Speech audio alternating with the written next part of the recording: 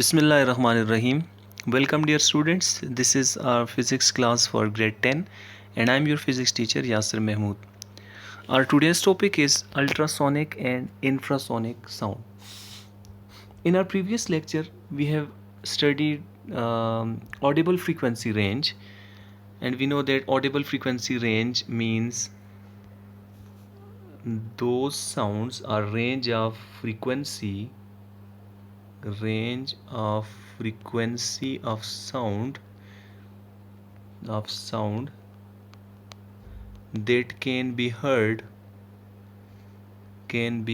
by normal human ear, by normal human ear.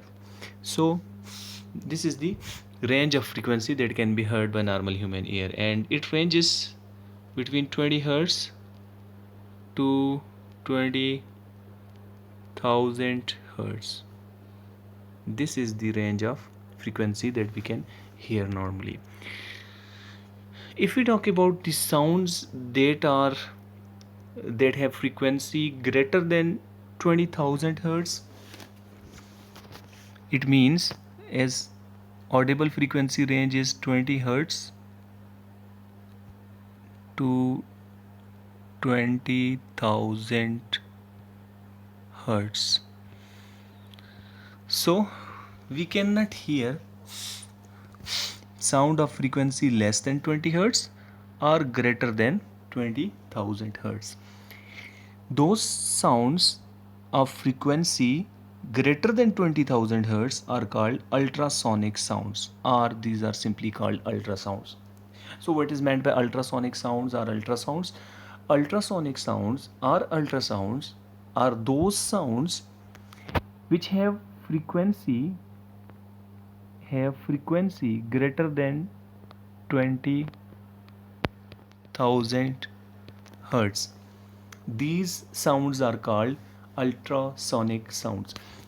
Means to produce these sounds, object should vibrate more than 20,000 hertz in 1 second. Object should vibrate at more than 20,000 cycles or vibrations per second. Means 1 second में object जो है वो 20,000 से ज़्यादा बार vibration complete कर सके तो वो अल्ट्रासोनिक साउंड जनरेट कर सकेगा. Naturally we can not generate ultrasonic sounds, but dogs, bats, dolphins, rat, mice, etc., these all can generate ultrasonic sound. They communicate by using ultrasonic sound as well. ये नहीं है, आप इसमें एक चीज़ सोचेंगे कि ये तो इनकी आवाज़ें तो हमें सुनाई देती हैं, डॉग्स हो गया, बेट्स हो गई, डॉल्फिन हो गया, रेट्स हो गए, माइस हो गए. अब तो सोचेंगे इनकी आवाज़ें हमें सुनाई देती हैं, बट आई थिंक मैंने प्रीवियस लेक्चर में आपको एक पूरा टेबल बताया था जिसमें डिफरेंट एनिमल्स की साउंड्स थी, डिफरेंट एनिमल्स की ऑडिबल फ्रीक्वेंसी रेंज थी. सो आपने देखा था, जैसे फॉर एग्जांपल डॉग की ऑडिबल फ्रीक्वेंसी रेंज अप्रोक्सीमेटली मैं 20 लिख देता हूँ, 50-60 थी, 20 हर्ट्स टू 45 और 46 किलो हर्ट्स तक थी, मीन्स 1000. तो देखें, अब जो हम सुन रहे हैं 20 हर्ट्स टू 20,000 हर्ट्स, वो तो डॉग सुन रहा है. अब 20,000 हर्ट्स से लेकर 45 और 46,000 हर्ट्स तक भी वो सुन सकता है, वो हम नहीं सुन सकते. ठीक है. सो ऐसे केसेस में आप ये ना सोचना कि ये तो वो आवाज़ें प्रोड्यूस करते हैं जो हम सुन सकते हैं, तो फिर ये अल्ट्रासोनिक कैसे होगी. इनकी रेंज ऐसी है जिसमें अल्ट्रासोनिक भी आती हैं. So what is meant by ultrasonic sounds और ultrasound? These are those sounds which have frequency greater than 20,000 hertz. ठीक है. अब ये जो लेस वाली फ्रीक्वेंसी प्रोड्यूस कर रहे होंगे, ये सुन रहे होंगे, वो तो अल्ट्रासोनिक नहीं होगी, बट 20,000 हर्ट्स से ज़्यादा वाली के साथ जो कम्युनिकेट करेंगे तो वो अल्ट्रासोनिक कंसिडर होंगी. ठीक है. तो अल्ट्रासोनिक साउंड्स क्या हैं, ये आपको आइडिया हो गया होगा. अब इसमें एक चीज़ और देख लेते हैं कि as you know from the basic formula V equal to f lambda for the waves. This formula is valid for all types of waves. This is valid for all types of waves, whether it is mechanical wave, whether it is electromagnetic wave, whether it is transverse longitudinal, तो जो भी waves हैं उन सब waves के लिए ये formula क्या है, वैलिड है। अब इस फार्मूला को अगर आप यूज़ करें तो यहाँ से आपको ये बात पता चलेगी कि देखें, स्पीड अगर बात करें स्पीड ऑफ साउंड की, तो आपने स्टडी किया था that speed of sound only depends upon nature of medium, nature of medium. तो स्पीड किस पे डिपेंड करती है, मीडियम की नेचर पे डिपेंड करती है, मीडियम की इलास्टिसिटी, उसकी डेंसिटी, इन चीज़ों पे इनकी रेशियो का स्क्वायर रूट जो होता है इसकी इक्वल होती है, तो उस पर डिपेंड करती है। तो हमने कहा था speed of sound is equal to square root of elastic modulus of the material over density of the material. Elastic modulus, you have studied about elastic modulus in your grade 9. So this was this formula to calculate the speed of sound. We have studied it in our previous topics. So it means that speed of sound does not depend upon the frequency, it does not depend upon the wavelength. So frequency या wavelength को जब आप change करेंगे, it means कि speed जो है वो change नहीं होगी, वो constant रहेगी। मतलब ये हुआ कि इंफ्रासोनिक साउंड्स मीन्स ऐसी साउंड जिनकी फ्रीक्वेंसी बहुत कम है। लेट्स सपोज एक साउंड है उसकी फ्रीक्वेंसी 10 हर्ट्स है, एक साउंड है उसकी फ्रीक्वेंसी लेट्स सपोज 10,000 हर्ट्स है, 10,000 हर्ट्स है, और एक और साउंड है जिसकी फ्रीक्वेंसी 50,000 हर्ट्स है, 50,000 हर्ट्स है। अब देखें 10 हर्ट्स वाली जो फ्रीक्वेंसी है, 10,000 हर्ट्स वाली जो फ्रीक्वेंसी है और 50,000 हर्ट्स वाली जो फ्रीक्वेंसी की साउंड्स है, एक चीज़ याद रखिएगा, इन सब की स्पीड सेम होगी in the same material, same material में सेम कंडीशंस में एक ही साथ इनकी स्पीड क्या रहेगी, सेम रहेगी। Means speed of the sound doesn't depend upon the frequency. ठीक है, इसी तरह वेवलेंथ पे भी डिपेंड नहीं करती, क्योंकि फ्रीक्वेंसी अगर इंक्रीज हो रही है इट मीन्स वेवलेंथ डिक्रीज हो रही है। ठीक है, यहीं से v equals to F lambda को अगर मैं ऐसे लिखूं तो मैं लिख सकता हूँ v equals to F lambda को, ये बन जाएगा lambda is equal to v by F, F को जाके दूसरी साइड पे डिवाइड कर दिया। So lambda equals to v by F. यहाँ से आप देखें तो जैसे हमने कहा as in case of ultrasonic sound frequency is much higher, frequency increase होती है बहुत। जब फ्रीक्वेंसी बहुत हाई है तो लेमडा जो है it is inversely related to frequency. We can say that lambda is equal to speed remains constant in these cases. So if speed is constant, then it will be constant by f. This implies that we can say that lambda is inversely proportional to frequency. Lambda is inversely proportional to frequency. यहाँ से भी आपको नजर आ रहा है main equation से lambda is equal to v by f. It means अगर frequency increase हो रही है जिस साउंड की, तो उसकी वेवलेंथ क्या होगी, डिक्रीज हो जाएगी। मीन्स उसके क्रेस्ट एंड ट्रफ जो है वो एक दूसरे के क्लोज आ जाएंगे। अगर पहले ऐसे थे, ठीक है, अब देखें पहले क्या है, नंबर ऑफ वेव्स, लेट यहाँ से यहाँ तक मैं बोल देता हूँ एक टाइम में ये पास करके, एक सेकंड में ये पास करके जाती है, क्योंकि स्पीड तो सेम है। तो पहले एक सेकंड में ऑलमोस्ट बमुश्किल एक आध वेव कंप्लीट हो रही थी, मींस वन वेव लेंथ या इस तरह से वैल्यू बनती थी। अब एक सेकंड में देखें 1 2 3 इस तरह। तो हम कह सकते हैं कि अगर जो है फ्रीक्वेंसी ज़्यादा होगी, कि एक सेकंड में नंबर ऑफ़ वेव्स ज़्यादा होंगी, तो फिर उन वेव्स को क्लोज होना पड़ेगा, क्योंकि स्पीड तो सेम है। और जब वेव्स क्लोज होंगी तो उनकी वेव लेंथ क्या हो जाएगी, डिक्रीज हो जाएगी। So it means lambda is inversely proportional to frequency. So यहाँ से एक चीज़ आपको पता चली कि फ्रीक्वेंसी जो होगी फॉर अल्ट्रासोनिक साउंड वो बहुत हाई होगी। ठीक है, और जब फ्रीक्वेंसी हाई है तो फिर वेवलेंथ क्या होगी, लो हो जाएगी। ठीक है, और अगर आप इनकी एनर्जी की बात करें तो energy is also related to frequency. वो पैकेट के हिसाब से बात करते हैं कि 1 पैकेट 1 क्वांटम जो है उसकी एनर्जी देखते हैं। बट जस्ट हम इसको वैसे ही समझ लेते हैं कि अगर फ्रीक्वेंसी बढ़ेगी इट मीन्स एनर्जी भी क्या होगी, उस वेव की बढ़ेगी। सो इसका मतलब ये हुआ कि ultrasonic sounds are most energetic sounds. Ultrasonic sound जो है वो बहुत एनर्जेटिक साउंड्स हैं। उनकी भी अपनी पूरी एक रेंज है, 20,000 हर्ट्ज से ऊपर बहुत बड़ी रेंज बनती है। तो बट जितना ज़्यादा फ्रीक्वेंसी होगी उतनी ज़्यादा फिर उनकी एनर्जी भी होगी। सो ये क्या होती है, एनर्जेटिक साउंड वेव्स होती हैं। ठीक है, एनर्जेटिक साउंड वेव्स होती हैं और ये यूज़ करते हैं हम डिफरेंट पर्पज़ के लिए, आगे इनको स्टडी कर लेंगे। इंफ्रासोनिक साउंड्स कौन सी होंगी? सो those sounds whose frequency is less than 20 hertz। देखें जो हमारे लिए ऑडिबल थी वो एक रेंज थी 20 हर्ट्स टू 20,000 हर्ट्स। तो हमने कहा था 20 हर्ट्स टू 20 किलो हर्ट्स में लिख देता हूँ शॉर्टकट में, किलो मीन्स 1000, 20 किलो हर्ट्स। सो देखें 20 किलो हर्ट्स से जो ज़्यादा थी उन्हें क्या बोल दिया, ultrasonic sounds. And those sounds whose frequency is less than 20 hertz, 20 से 20,000 तक को तो ऑडिबल फ्रीक्वेंसी रेंज बोल दिया, 20,000 से ज़्यादा को अल्ट्रासोनिक बोल दिया, क्योंकि अपर लिमिट से भी ज़्यादा के लिए अल्ट्रा लफ्ज़ यूज़ होता है, लोअर लिमिट से भी कम के लिए इंफ्रा लफ्ज़ यूज़ होता है, जैसे infrared and ultra violet.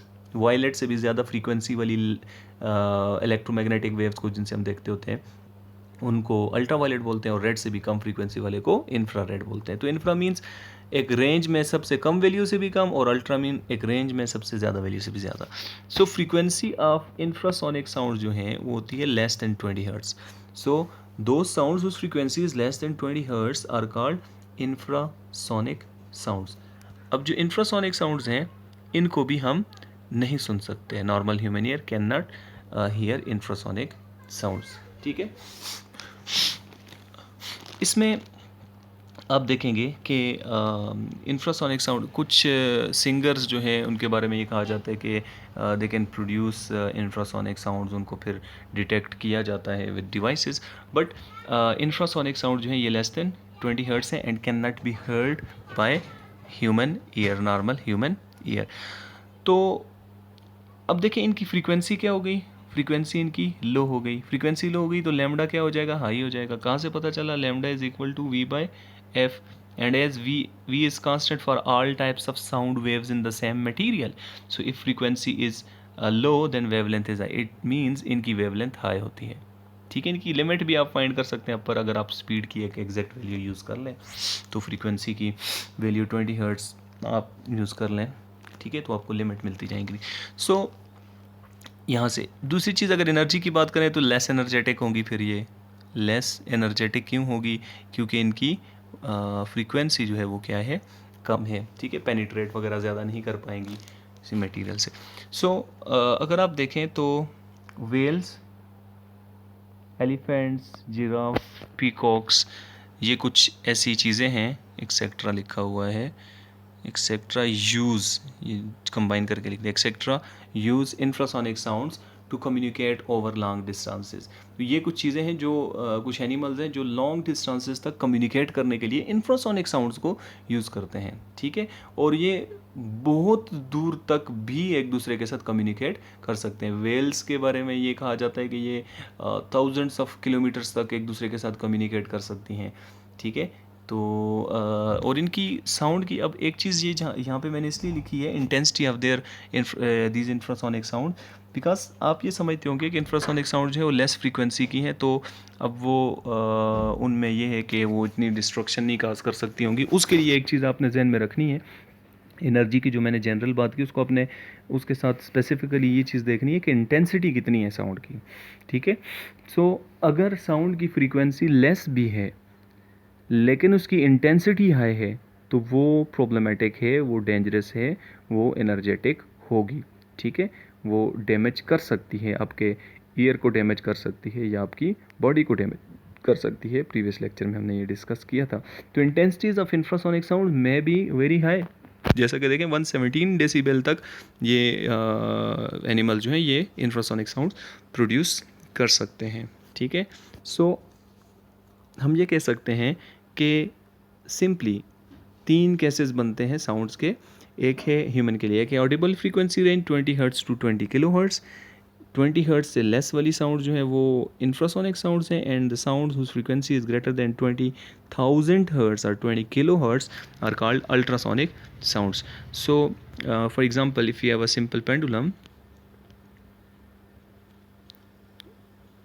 if we have this simple pendulum and this simple pendulum starts moving, then it will move with we know that less than 20 hertz frequency. That's why we cannot hear the sound produced by simple pendulum. So if someone asks you that why you cannot hear the sound produced by simple pendulum, as simple pendulum vibrates, and we know that when any object vibrates it produces sound, so it means that simple pendulum must produce sound. So why we cannot hear this sound? We can say that we cannot hear the sound produced by simple pendulum as the frequency of the sound produced by simple pendulum is less than 20 hertz, which is less than audible frequency range. That's why we cannot hear these sounds. Similarly, the sound produced by any object whose frequency is greater than 20,000 hertz cannot be heard by human ear. In order to produce these ultrasonic sounds or sounds of different frequencies or very high frequencies, we can use devices. हम devices use करके इनको produce कर सकते हैं sounds को, ठीक है। Transducers वगैरह डिवाइसेस को बोलते हैं। तो इनमें ये होता है कि हम एक इफ़ेक्ट यूज़ करते हैं जिसको बोलते हैं पीजो इलेक्ट्रिक इफ़ेक्ट, और उसमें ये होता है कि एक उसका रिवर्स इफ़ेक्ट होता है और एक पीजो इलेक्ट्रिक इफ़ेक्ट होता है। उसमें ये होता है कि आप अगर इलेक्ट्रिसिटी पास करवाते हैं कुछ मटेरियल में से, कुछ क्रिस्टल्स में से, तो वो वाइब्रेशन करते हैं। जब आप उनमें से इलेक्ट्रिसिटी पास करते हैं तो वो क्या करते हैं, वाइब्रेट करना स्टार्ट करते हैं, और उनकी वाइब्रेशन की फ्रीक्वेंसी बहुत हाई भी हो सकती है। तो बहुत हाई फ्रीक्वेंसी के साथ जब वो वाइब्रेट करेंगे तो उनमें से अल्ट्रासोनिक साउंड जनरेट होंगी। वो डिपेंड करता है फ्रीक्वेंसी उनकी कितनी है, तो उतनी फ्रीक्वेंसी की वेव्स जनरेट होंगी। सो कुछ मटेरियल्स ऐसे होते हैं कि जिनमें इलेक्ट्रिक करंट अगर आप पास करते हैं तो उनमें से वो उसकी वजह से क्या करते हैं, वाइब्रेशन काज करते हैं, जिससे साउंड प्रोड्यूस होती हैं। और इसका रिवर्स भी होता है। फिर इन्हीं मटेरियल के ऊपर अगर आप वाइब्रेशंस करवाएं, अगर इनके ऊपर कोई हैमर से स्ट्राइक करें या किसी भी मटेरियल से वाइब्रेशन काज करवाएं, तो उस वाइब्रेशन को दोबारा ये इलेक्ट्रिकल सिग्नल में भी कन्वर्ट कर सकते हैं। तो पीजो इलेक्ट्रिक इफेक्ट यूज़ होता है to produce sound waves, specially ultrasonic waves जो हैं उनको जनरेट करने के लिए पीजो इलेक्ट्रिक इफेक्ट यूज़ होते हैं। साइंटिस्ट के नाम पे है। तो इसमें ये होता है कि जब करंट पास करते हैं इन स्पेसिफिक क्रिस्टल्स में से, तो उस करंट के पास करने की वजह से ये क्या करते हैं, ये वाइब्रेशन स्टार्ट कर देते हैं और उनकी वाइब्रेशन से वेव्स जनरेट होती हैं। So we can produce different waves of different frequency by any mechanical devices. हम इन डिवाइसेस से प्रोड्यूस कर सकते हैं, इसमें कोई प्रॉब्लम वाली बात नहीं है। इसी तरह से फिर इनसे हम डिटेक्टर भी जो है वो बना सकते हैं। फॉर एग्जांपल एक अल्ट्रासोनिक साउंड आ रही है, उसको डिटेक्ट कैसे करेंगे, तो उसमें reverse of piezo electric effect use होगा। PIEZO piezo electric effect. So reverse of piezo electric effect इसमें यूज़ होगा जब आप डिटेक्ट करेंगे किसी अल्ट्रासोनिक साउंड को। तो अल्ट्रासोनिक साउंड आएंगी, वाइब्रेशंस आएंगी, प्रेशर वेव वो आके आपकी डिवाइस के साथ स्ट्राइक करेंगी, और डिवाइस के साथ जैसे स्ट्राइक करेंगी तो उसमें EMF वोल्टेज जनरेट करेंगी। अगर आसान लफ्ज़ों में बोलें तो फिर उससे क्या होगा, इलेक्ट्रिक करंट जनरेट होगा। तो उस करंट की वैल्यू से पता चल सकता है कि कितनी फ्रीक्वेंसी की साउंड्स आई हैं कैलकुलेशन करके, ठीक है। So simply, what is meant by ultrasonic sound? Those sounds which have frequency greater than 20,000 hertz. And what is meant by infrasonic sound? These are those sounds whose frequency is less than 20 hertz. These are called infrasonic sounds. So this was our today's topic. Revise the topic. If you have any problem, you may ask in the comment section, and write this topic on your NEET notebooks. Okay, thank you. Goodbye.